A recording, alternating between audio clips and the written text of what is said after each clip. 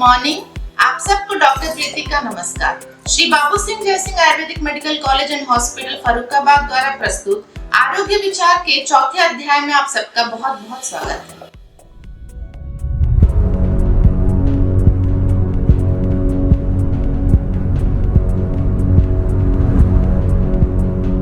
आज हम लोग एक बहुत ही इम्पोर्टेंट टॉपिक डिस्कस करने वाले हैं, जो है ऑर्गन डोनेशन या फिर अंगदान। बहुत लोग दुनिया में अंगदान करते हैं, बहुत लोग करना चाहते हैं, लेकिन उनको नहीं पता है कि एक्चुअली इसका प्रोसीजर क्या है, कैसे किया जाता है। तो इसके बारे में आज हम लोग चर्चा करेंगे। और आज चर्चा के लिए हमारे बीच आए हैं रचना शरीर विभाग के प्रोफेसर और एचओडी डॉक्टर सारंगपानी सर। तो आइए स्वागत करते हैं सर का।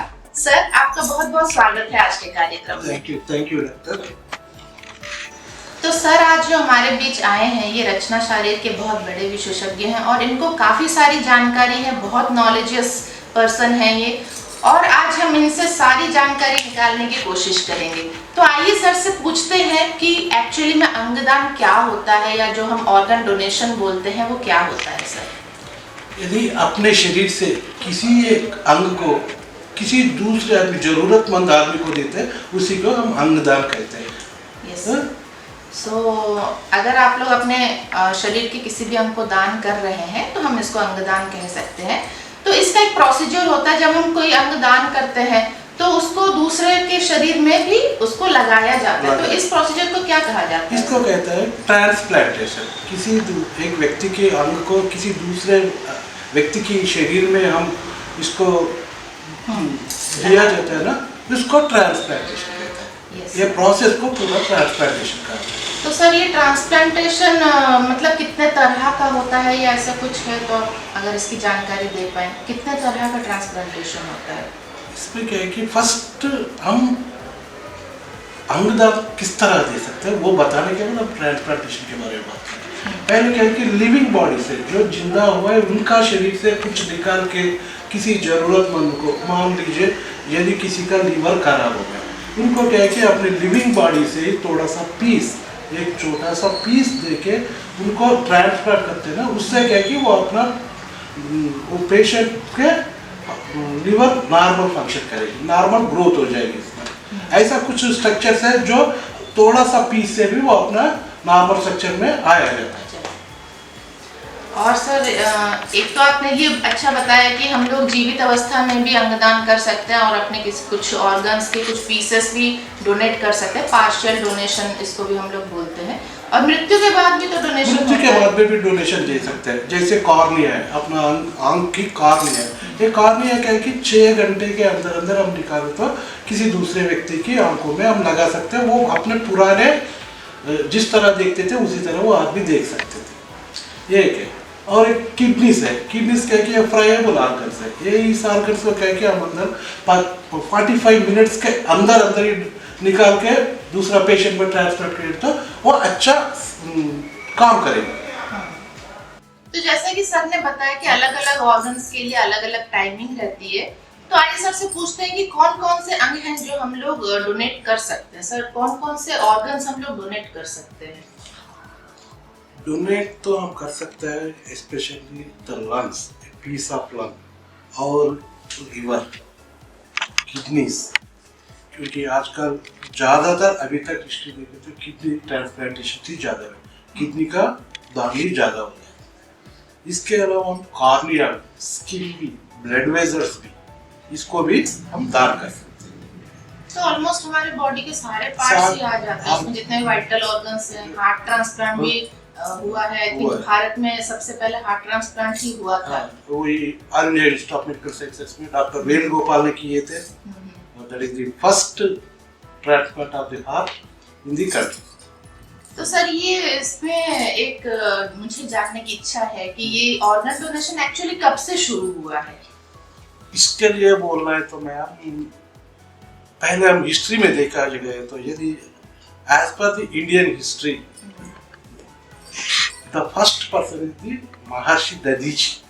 दधीची उन्होंने किसी उसी जमाने में, दधीची के काल में एक राक्षस था, वृत्तासुर राक्षस करके, उन्होंने किसी भी वेपन से नहीं मर रहे थे, इस टाइम में भगवान शिव ने बोला है कि देवता इंद्र को, आप एक ही आदमी है, आपको इस विषय में मदद कर सकते हैं, क्योंकि उनका हड्डी इतना मजबूत है कि वज्र से भी ज्यादा। तो उन्होंने आके बोला कि मुनि जी, आप लोक कल्याण के लिए, लोक की रक्षा के लिए आप आपका हड्डी आप दान करना चाहते हो क्या? तो उन्होंने तुरंत बोला कि ये मेरी सौभाग्य है, मैं लोक कल्याण के लिए मेरा शरीर को दान कर रहा हूँ। This is the first recorded body donation in the history. और सर उसके बाद फिर आई थिंक बाहर भी काफी सारे देशों में भी ऑर्गन डोनेशन स्टार्ट हो गया था। तो ये पहले क्या है कि ऑर्गन डोनेशन से पहले डेड बॉडी डोनेशन होते थे, क्योंकि मेडिकल स्टूडेंट्स के लिए 1920 में फॉरेन कंट्रीज में एक मैंडेटरी रूल आ गया कि every medical student should attempt the dissection process. इसके लिए क्या है कि उस टाइम में डेड बॉडी की जरूरत ज्यादा पड़ती थी। इसीलिए क्या है कि उस टाइम में मिलना बहुत मुश्किल था, इसीलिए उस टाइम में एक स्कैंडल हुए थे, एक स्कैम हुए थे, वो इसको बोलते हैं बर्के एंड हैरिस स्कैंडल। वो लोगों ने क्या है कि डेड बॉडी को मेडिकल कार्य को देने के लिए 16 मर्डर्स किया गया। अच्छा।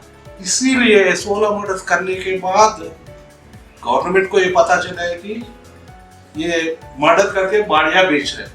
इसीलिए उन्होंने क्या कि एक वार बर्टन एक्ट करके, एनाटॉमी एक्ट निकाला 1932 में, फर्स्ट इन एडिनबर्ग में ऐसा एक निकाला है कि उसी से क्या है कि उस रूल के अनुसार क्या है कि यदि कोई बॉडी लावारिस हो उसी बॉडी को ही डिसेक्शन करना है, और अदरवाइज उनका पेशेंट जो डेड बॉडी जिसका है उनका रिलेटिव से परमिशन लेके डिसेक्शन करना, ये रूल था वार बर्टन एक्ट, एनाटॉमी एक्ट 1932 में। ये पहली बार ऐसा हुआ है। फिर बाद में क्या है कि 1954 में फर्स्ट किडनी ट्रांसप्लांटेशन हुआ है। रॉबर्ट हेनरी करके, उनका जुड़वा भाई, मतलब उनका ट्विन ब्रदर्स था, उनको किसी को जरूरत पड़ी थी, उनका एक किडनी थे। That is the recorded history in the kidney transplantation, वो एक है। फिर बाद में ज्यादा देशों में अभी तक जितना भी डोनेशन हुआ है ज्यादातर किडनी डोनेशन हुआ है। लिवर डोनेशन इसी बीच में 10-20 साल से ही आपका लिवर ट्रांसप्लांटेशन हो रहा है, क्योंकि ये कठिन प्रोसेस है लिवर ट्रांसप्लांट करना, क्योंकि ये डेड बॉडी से विथिन 15 मिनट के अंदर ही इसको निकालना है और दूसरे व्यक्ति में इसको ट्रांसप्लांट करना है। इसीलिए बहुत कठिन था। अभी मॉडर्न टेक्नोलॉजी के अनुसार ये भी पॉसिबल हो गया। अब ये भी अच्छा ही चल रहा है। देन हार्ट ट्रांसप्लांट आप तो जानते हैं, इंडिया में ही नहीं, बहुत साल पहले हुए थे, इससे पहले अमेरिका में। आजकल नवेडेज इसमें क्या है कि 2 तरह की ट्रांसप्लांटेशन होता है, एक ऑटो एंड एक allo. Auto transplantation and allo transplantation. क्योंकि ऑटो ट्रांसप्लांट में किसी एक व्यक्ति का एक पार्ट चलेगा तो उसी व्यक्ति का दूसरी जगह, एग्जाम्पल इससे है कि जैसे आपका कोरोनरी बाईपास सर्जरी हो रही है, बाईपास सर्जरी में क्या हम किसी दूसरी जगह से एक वेसल को निकाल के वहां डालना है, that is considered auto blood vessel. Specially क्या है कि ये कोरोनरी एंजियो बाईपास सर्जरी जो करते हैं ना, उस टाइम में क्या है कि ज्यादातर लेग से निकाल दिया जाता है, लेग से निकाल के वहां पे ट्रांसप्लांट होता है। एक है। और एक क्या है कि एलो, वो एक है, उसमें क्या है कि किसी एक व्यक्ति से ये लेके उसी तरह स्पीशीज में किसी को भी इसको ट्रांसफर करना। तो सर ये स्पीशीज से एक चीज मुझे ध्यान में आ रही है कि बीच में काफी अफवाहें फैली थी कि जानवरों के भी ऑर्गन्स ह्यूमन में लगाए जा सकते हैं। दैट वाज ट्राइड, वो ट्राई किया गया अमेरिका में। एक पिग की हार्ट को किसी आदमी को डाला गया, but it was unfortunately he was dead after 150 days को। इसीलिए था हेटेरोजेनिक जो ट्रांसप्लांटेशन है ना, इसके लिए से कि उसको क्रॉस मैचिंग करना चाहिए, tissue cross matching and blood cross matching करके ही उनको डालना ही चाहिए। क्योंकि आप लोग जानते हैं आजकल सर्जरीज में जो भी हम सुचरिंग थ्रेड्स वगैरह यूज करते हैं, that was made up of the intestines of the pig. क्योंकि हम हमारा एनाटॉमी सब्जेक्ट में भी ये पढ़ाया जाता है। कैटगट बोला जाता है, कैटगट जो बोला जाता है, that was prepared from the intestines of the pig. ये भी अब ध्यान में रखना चाहिए। तो सर ये ऑर्गन डोनेशन ऐसा है कि कॉम्पेटेबल टिश्यू मैचिंग हो रही हो तब जाके ये उसकी बॉडी में लगाया जा सकता है। उसके लिए काफी सारी टेस्टिंग वगैरह भी पहले की जाती है। आई थिंक वो ट्रांसप्लांटेशन का जो ऑर्गेनाइजेशन रहता है, हॉस्पिटल्स रहते हैं, तो वहाँ पे क्रॉस मैचिंग वगैरह, टेस्टिंग वगैरह सब होती है। उसके बाद ही ऑर्गन का ट्रांसप्लांटेशन किया जाता है। तो सर एक और सवाल है, जैसे कि कौन सी उम्र से हम लोग ट्रांसप्लांटेशन तो नहीं, ऑर्गन डोनेशन के लिए ऑप्ट कर सकते हैं? जैसे बच्चों का ऑर्गन डोनेशन है या फिर बड़ों का है, तो किस उम्र के? ऐसा तो प्रत्येक बोल नहीं सकते इसी उम्र में ही देने करके, बचपन से लेकर बूढ़े होने तक किसी भी काल में आप डोनेशन कर सकते हैं। स्पेशली क्या है कि यदि किसी 18 के ऊपर ही रहते हैं ना, उनका मर्जी से कर सकते हैं। यदि बिलो 18 है तो उनका पेरेंट्स और रिलेटिव्स का कंफर्मेशन होना चाहिए, कंसेंट भी चाहिए। बट डेथ के बाद पोस्ट डेथ जो डोनेशन वगैरह होता है, वो कलेक्शन सारा, उसमें फैमिली का कंसेंट भी रहता है। तो जब आप रजिस्ट्रेशन कर रहे हैं ऑर्गन डोनेशन के लिए, तो अपने फैमिली से जरूर बात करिए कि मेरी डेथ के बाद, ऑब्वियसली नहीं बोलना चाहिए, मृत्यु की बातें अच्छी नहीं होती हैं, फिर भी हम सभी को कभी ना कभी जाना है, लेकिन हमारे बाद अगर हम ये दान कर जाएं तो हमारे जो ऑर्गन्स है वो किसी और के शरीर में पलते रहेंगे, दुनिया को देखते रहेंगे, है ना। तो ये बहुत ही पुण्य का काम है, आप सबको ये चीज करनी चाहिए। तो सर ये जो अंगदान है, इसके भी काफी सारे गाइडलाइंस भी गवर्नमेंट ऑफ इंडिया की तरफ से लागू किए गए हैं, और मेरे ख्याल से जो ऑनलाइन रजिस्ट्रेशन भी आप लोग कर सकते हैं, आप लोग अपनी मर्जी से अंगदान कर सकते हैं। उसके बारे में मैं आपको वीडियो के एंड में जरूर बताऊंगी। तो हम लोग अगले क्वेश्चन पे चलते हैं। सर से पूछते हैं कि सर जैसे कोई बीमार है, मतलब किसी पर्सन को HIV है, कोई कैंसर से पीड़ित है, तो क्या वो लोग भी अंगदान कर सकते हैं? वो लोग कर सकते हैं। जो रिसीवर जो है ना, वो भी इसी लक्ष्य से रहे तो ही हम कर सकते हैं, क्योंकि एक्टिव HIV स्टेज में हम किसी भी तरह के अंगदान नहीं कर सकते। ऐसे एक CJD है, वो एक डिसीज में भी नहीं कर सकते। और एक है कि सिरोसिस ऑफ लिवर में भी इसको आप बिल्कुल अंगदान नहीं कर सकते, क्योंकि वो ऑलरेडी डैमेज लिवर है। डैमेज लिवर दिए तो उनका भी डैमेज होता है, इसीलिए तो वो नहीं देना चाहिए।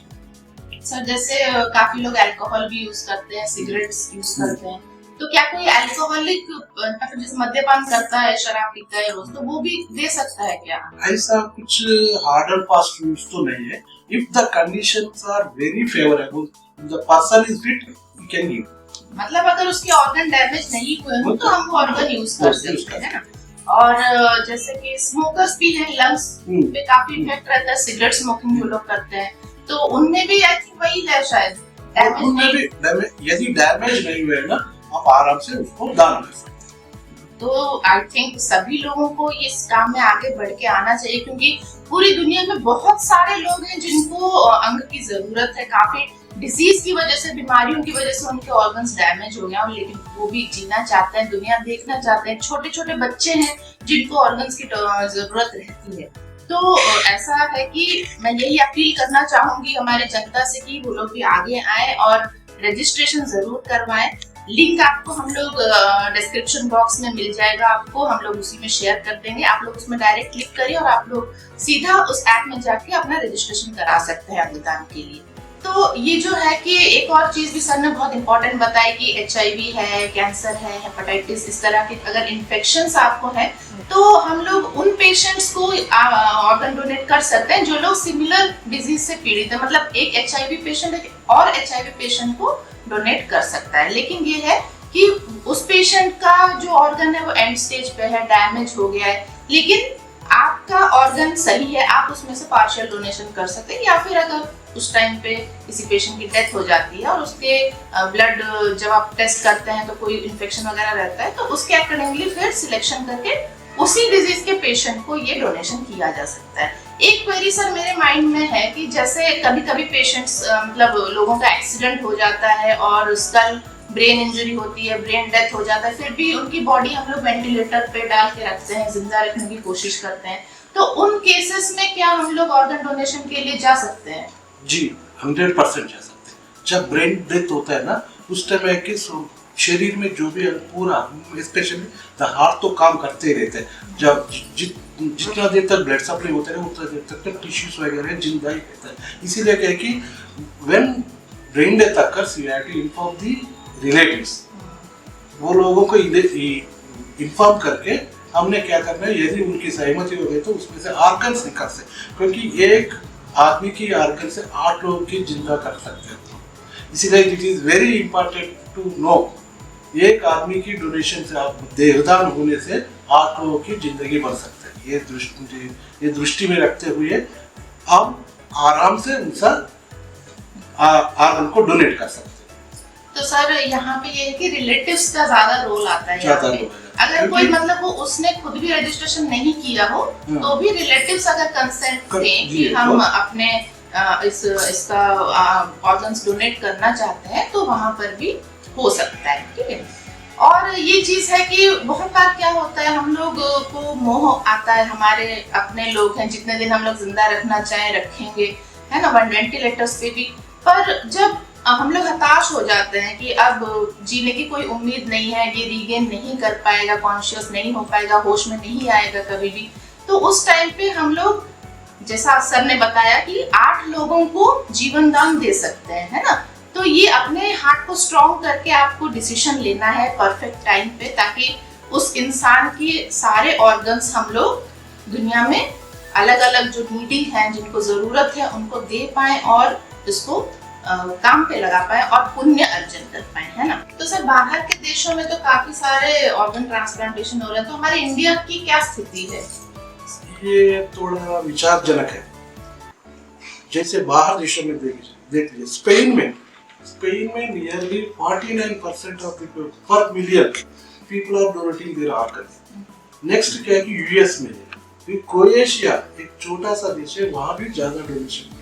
But unfortunately in our India just 0.1% donors are there. इसीलिए मैं ये कहना चाहता हूँ आपके जरिए, डोनर्स बनिए, किसी दूसरों को जीवन में ज्योति बन के रहिए। बिल्कुल सर ने बहुत ही अच्छी बात बताई। इंडिया का जो डोनेशन का परसेंटेज है वो तो काफी कम है, एकदम 0.1% जो सर बता रहे हैं, ये तो बहुत बहुत कम है। बहुत सारे लोग ऐसे हैं जो कि अपना नंबर आएंगे, मेरा नंबर आएगा और मेरा ऑपरेशन होगा, मुझे एक ऑर्गन मिलेगा करके इंतजार में ही बैठे बैठे उम्र निकल जाती है, उनको नहीं मिलता है, वो इंतजार में ही मृत्यु हो जाती है उनकी, मर जाते हैं वो लोग। हम लोग अगर किसी के जीवन की ज्योति बन पाए तो ये इससे बढ़कर हमारे लिए कोई भी बात और नहीं होगी, है ना। तो मैं भी यही अपील करूंगी कि आप लोग सब आगे आइए और हमारा ये जो परसेंटेज है, जो 0.1% है, उसको हम लोग और बढ़ाने की कोशिश करें, हम लोग और दान करने की कोशिश करें। तो इसके लिए हमारे भारत सरकार ने भी एक अंगदान जन जागृत अभियान अभी लागू किया है, चला रहे हैं, ताकि हमारे जितने भी हमारे भारतीय हैं, नागरिक हैं, उन सबको ये पता चले कि अंगदान कैसे किया जाता है, क्या करना होता है इसमें। इसके लिए एक टोल फ्री नंबर भी आपको स्क्रीन के नीचे रोलिंग दिखाई दे रहा होगा, 1800114770। तो इस पे आप लोग जरूर कॉल करके पूछिए, आपको कोई भी डाउट हो आप इस पे कॉल करके पूछ सकते हैं। एक बार फिर मैं आपको नंबर बता रही हूँ, 1800114770। इसको आप लोग नोट करके रखिए और अंगदान के बारे में कोई भी आपको क्वेरी हो आप वहाँ पे पता कर सकते हैं। हमारे भारत की जो सरकार है, इंडिया गवर्नमेंट है, उसने नोटो एक ऑर्गेनाइजेशन है ऑर्गन डोनेशन एंड ट्रांसप्लांटेशन के लिए, उसके साथ मिलकर ये अभियान शुरू किया है। और हमारा college Shri Babu Singh Jaisingh Ayurvedic medical college भी इस अभियान में जुड़ा हुआ है और हम लोग यही कोशिश कर रहे हैं कि हम इस अभियान को सफल बनाएं। इसलिए हम आपकी जागरूकता के लिए ये प्रोग्राम आज प्रस्तुत कर रहे हैं। अंगदान के लिए जो रजिस्ट्रेशन लिंक है वो आपको हमारे डिस्क्रिप्शन बॉक्स में मिल जाएगी और वीडियो के एंड में हम आपके साथ एक QR कोड भी शेयर करेंगे, जिसको स्कैन करके आप लोग अपना शपथ ग्रहण कर सकते हैं। उस ऐप में जाके प्लेज ले सकते हैं कि आप अंगदान जरूर करेंगे।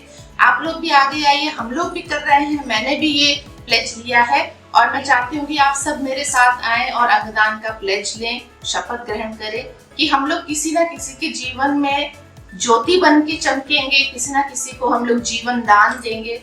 बहुत ही पुण्य का काम है, आप लोग जरूर आगे आइए। तो सर बहुत अच्छा लगा आप हमारे कार्यक्रम में आए और आपने इतनी सारी जानकारी दी हमारी जनता को। आगे भी हम चाहेंगे आप हमारे कार्यक्रम में आए और अलग अलग बीमारियों के बारे में हमारी जनता को बताएं, अलग अलग चीजों के बारे में बताएं।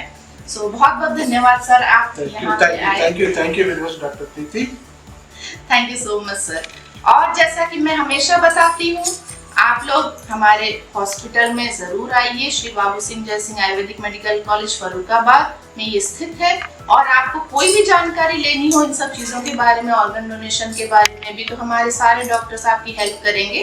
तो दोस्तों, आज आपको बहुत सारी जानकारी मिली अंगदान के बारे में, कैसे कर सकते हैं, कौन कौन कर सकता है, कैसे आपको रजिस्ट्रेशन करना है, कैसे आपको ये सारे प्रोसीजर्स हमारे सर ने आपको बताया। तो आप लोग जरूर इस प्लेज को लीजिएगा और अंगदान करिएगा। तो आज के लिए इतना ही, फिर मिलेंगे आप सबसे हम लोग अगले हफ्ते एक नए एपिसोड के साथ और एक नए गेस्ट के साथ। तब तक आप लोगों को मेरा नमस्कार।